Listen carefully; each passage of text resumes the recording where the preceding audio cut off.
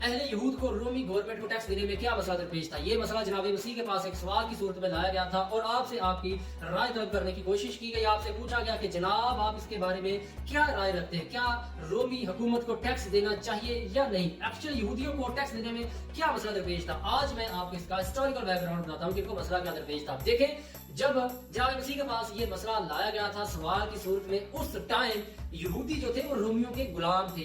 रोमी इनके ऊपर ज़ेर तसल्लुत थे, रोमी यहूदियों के ऊपर हुकूमत कर रहे थे। चूंकि दूसरी साइड पर जब हम देखते हैं यहूदियों को जब खुदा ने मिस्र से निकाला था तो ये आजाद लोग थे, ये आजाद थे, इनके ऊपर किसी तरह का भी कोई टैक्स वाजिब नहीं था।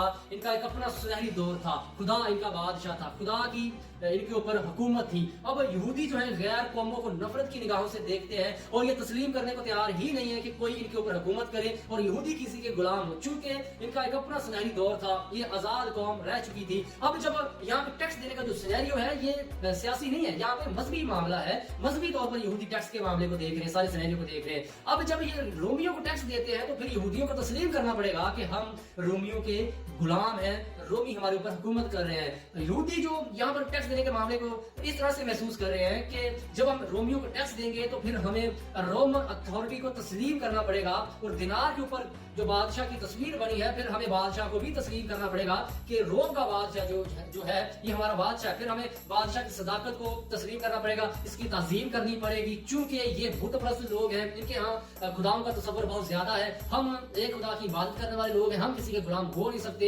ये गैर कौम के लोग हैं, यहूदी इनको नफरत की निगाहों से देखते हैं। अब यहाँ पर यही मामला था।